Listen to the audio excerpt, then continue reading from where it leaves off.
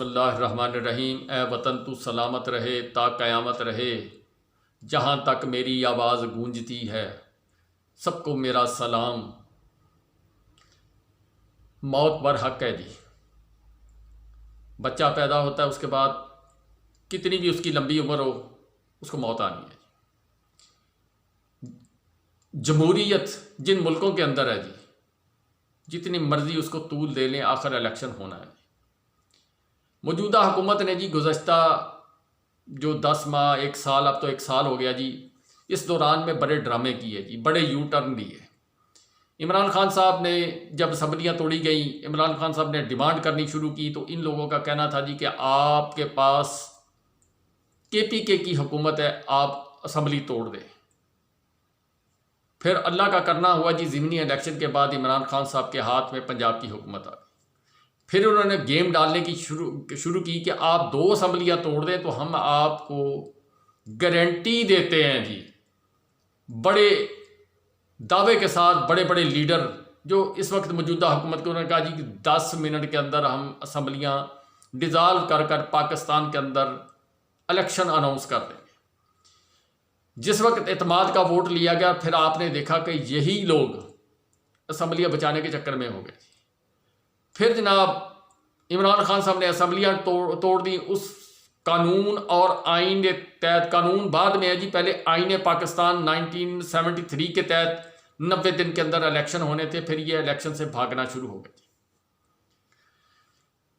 अब ये क्या कर सकते थे, क्या नहीं कर सकते, जो कुछ इन्होंने बसात बछाई है जी, जो कुछ ये कर सकते थे इन्होंने किया और करते आ रहे हैं जी। इसके दौरान जबर तशद्दुद करके पाकिस्तान तहरीक इंसाफ की आवाज़ बंद करने की कोशिश की। पाकिस्तान तहरीक इंसाफ के चेयरमैन जनाब इमरान खान साहब पर गोलियां भी चलाई गई। वो किसी ने चलाई या कौन होगा जी, ये अल्लाह को पता जी। जब कभी इन्वेस्टिगेशन होगी पता चलेगा। अरशद शरीफ को मारने वाला कौन है जी, अल्लाह को पता जी। कभी बात सामने आएगी जी, उनको सज़ा मिलनी है जी। ये आप अपनी आंखों से देखोगे। मैं बार बार ये बात अपनी वीडियो में करता हूँ कि ये आइन कानून के आइन के तहत उन लोगों को सज़ाए मौत होगी जी। चलें, एक ये अल्लाह का फैसला। ज़िले शाह इसी जद्दोजहद के दौरान अपनी जान की बाजी हार गया जी। कुछ लोग जबर तशद्दुद का शिकार हुए, मुल्क छोड़कर चले गए जी।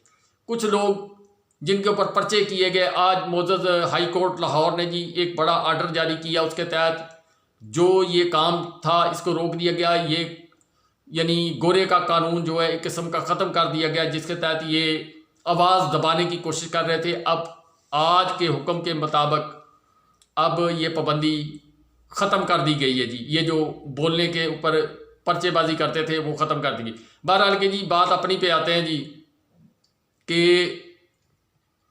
मोअज़्ज़ज़ चीफ जस्टिस उमर अता बंदयाल साहब, उन्होंने पहले एक दिन एक तकरीर करते हुए कोयटा ये कह दिया कि पाकिस्तान के अंदर आइन और कानून के साथ हम खड़े होंगे, इलेक्शन भी करवाएंगे, आवाम की उमंगों का के तर्जमान भी बनेंगे और इलेक्शन आइन और कानून के तहत 90 दिन में होंगे। क्यों, उससे पहले वो आ गया था ना जी, डेट वाला इशू आ गया था, जिस पर मोअज़्ज़ज़ सुप्रीम कोर्ट ने जनाब फैसला दिया था। लार्जर बेंच ने, 5 रुकनी बेंच ने फैसला दिया था कि इलेक्शन कमिश्नर साहब सदर पाकिस्तान से मशावरत के बाद पंजाब के इलेक्शन अनाउंस करें। KPK के गवर्नर साहब अनाउंस करें।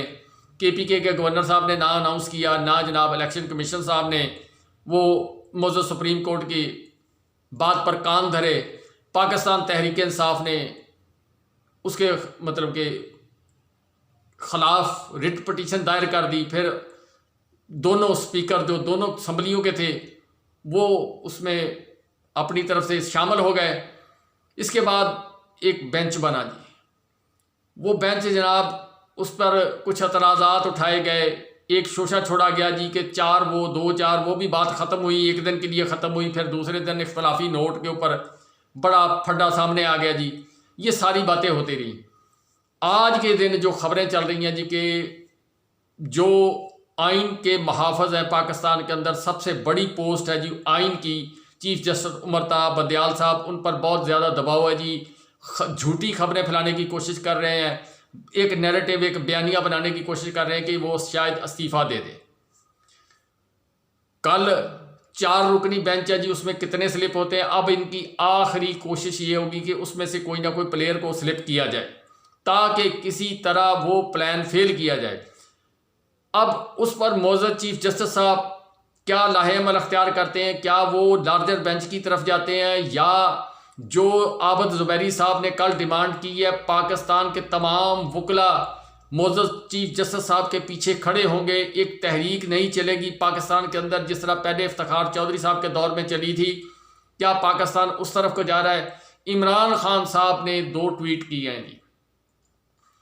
वो ट्वीट तो मैं चलो यहाँ नहीं पढ़ता, लेकिन उसका लुब्बे लवाब ये है जी कि 15 रुकनी बना दें, 10 रुकनी बना दें, 5 रुकनी बना दें, 2 रुकनी बना दें, 3 रुकनी बना दें, फैसला दे। बात ये बड़ी गौर से सुनने वाली है जी यहाँ से कि इमरान खान साहब ने जो ट्वीट किया उसका लुब्बे लवाब ये है कि कोई फैसला मौजूद अदलिया दे, उसके बाद फिर अगला काम शुरू किया जाएगा।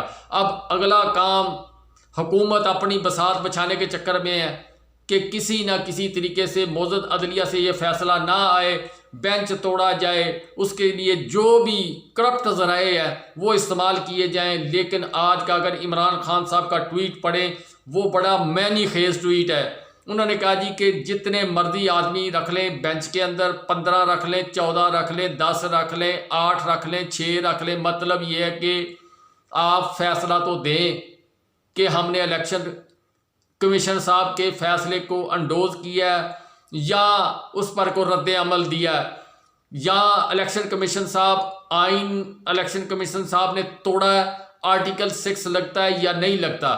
ये सारी बातें एक तरफ, लेकिन आज के इमरान किसी बंदे ने इस पर बात नहीं की। सब ने ये क्या कहना शुरू कर दिया जी कि 12 घंटे बहुत अहम है, 10 घंटे बहुत अहम है। 6 महीने चीफ जस्टिस साहब कानूनी तौर पर पाकिस्तान के चीफ जस्टिस हैं जी।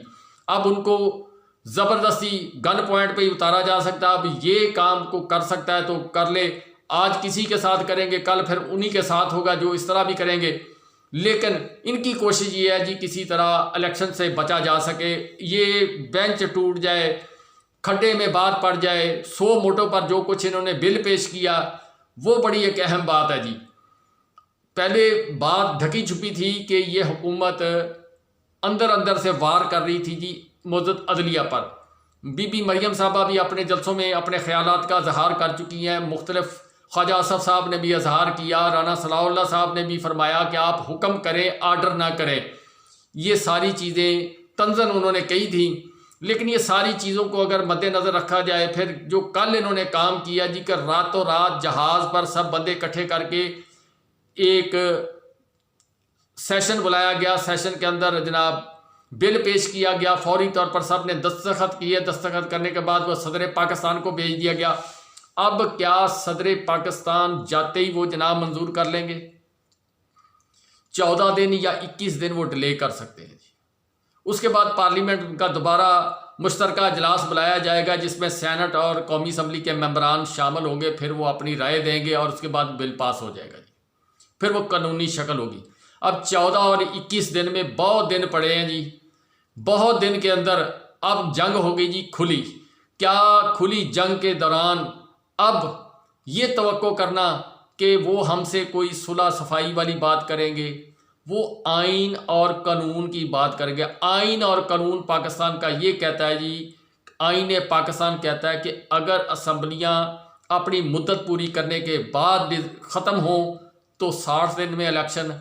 अगर असम्बलियाँ डिज़ाल्व कर दी जाएं, जैसे KPK की और पंजाब की असम्बली डिज़ाल्व की गई है, तो 90 दिन में इलेक्शन होने। अब इलेक्शन कमिश्नर साहब की एक ड्यूटी है जी, वो इस बात पे कि पूरी 22 करोड़ आवाम से टैक्स लेकर कितने इलेक्शन कमीशन के मुलाजमीन हैं, मुख्तलिफ शहरों के अंदर मुख्तलिफ जगह पर दफ्तर बने हुए हैं, उनके अखराजात हैं।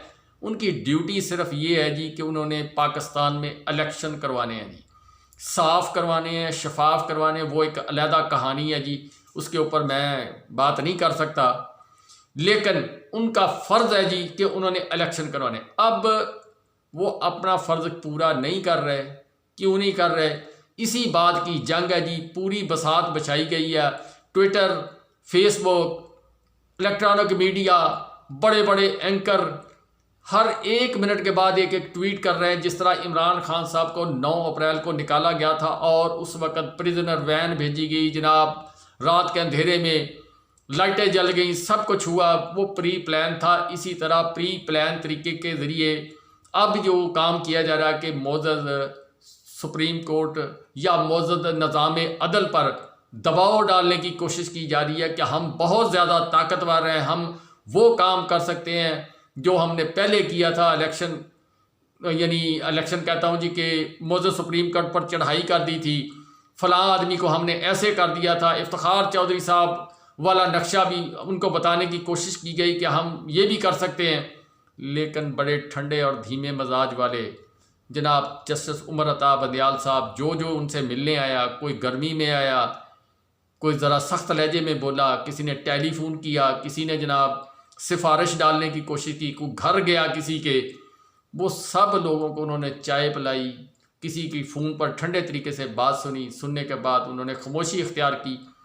फ़ैसला वही होगा जी जो आइन कहता है। कल का वकला कन्वेंशन इस बात की तरफ इशारा दे रहा है जी कि आने वाले वक्त में अगर ये बात ख़राब हुई तो फिर दमादम मस्त कलंदर वकला करेंगे, और जब जिस मुल्क के अंदर वकला की तहरीक खड़ी हो जाए वो अपने मंतकी अंजाम तक पहुँची। आज एतजाज़ हसन साहब ने जो बयान दिया, उन्होंने कहा जी कि जो कुछ मौजूद अदलिया के अंदर हुआ, जो कुछ नज़र आया, उन्होंने पढ़ा जी इन्ना लिल्लाहि व इन्ना इलैहि राजिऊन, यानी पाकिस्तान के अंदर आइन मफलूज हो गया जी। अब ये बड़ी दर्दनाक अल्फाज है जब कोई बंदा पढ़े इन्ना लिल्लाहि व इन्ना इलैहि राजिऊन, यानी किसी के मरने पर ही पढ़ा जा सकता है, इसका मतलब पाकिस्तान के अंदर आइन फौत हो गया। क्या जस्टिस उमर अता बंदयाल साहब मुर्दा घोड़े में जान डाल सकेंगे? क्या मौजूद चीफ जस्टिस उमर अता बंदयाल साहब के मतलब जो अफवाहें फैलाई जा रही हैं वो कारगर साबित होंगी? ये सब चीज़ें अब सवाल हैं जी। कल 11 बजे समाअत शुरू होनी है, 4 मेंबरान इसकी समाअत करेंगे। उसमें से सुनने में जो खबर आ रही है जी कि हम एक आदमी और को उसमें से स्लिप कर देंगे। जो ये लोग सोच रहे हैं फ़ैसला अल्लाह ताला ने करना जी, अल्लाह ताला ने जस्टिस उमर अता बंदयाल साहब के दिमाग में बात डालनी है। लेकिन 3 चीज़ें बड़ी अहम है जी। मैं एंड पे बात ख़त्म कर रहा हूँ। इमरान खान साहब का ट्वीट में ये कहना कि कोई भी फ़ैसला आप दे दें, उससे अगला फिर वो लाहे अमल अपना देंगे। कल के वकला कन्वेंशन में चीफ जस्टिस साहब के साथ अहद किया गया कि हम आपके पीछे खड़े हैं, कानून बचाएंगे, अदल बचाएंगे, आइन बचाएंगे पाकिस्तान का। अगर इस वक्त आइन को तहफ़्फ़ुज़ ना दिया गया तो पाकिस्तान में आइन ख़त्म हो जाएगा। इसके अलावा सदर पाकिस्तान को भेजी जाने वाली समरी 14 से 21 दिन का टाइम उनके पास है जी। वो वापस भेजने में 14 से 21 दिन बहुत हैं, उसके अंदर बहुत कुछ हो जाएगा जी। इंतज़ार कीजिएगा कल 11 बजे तक का। बाकी अल्लाह को पता जी। इनके प्लान अपनी जगह पे, अल्लाह के प्लान अपनी जगह पे।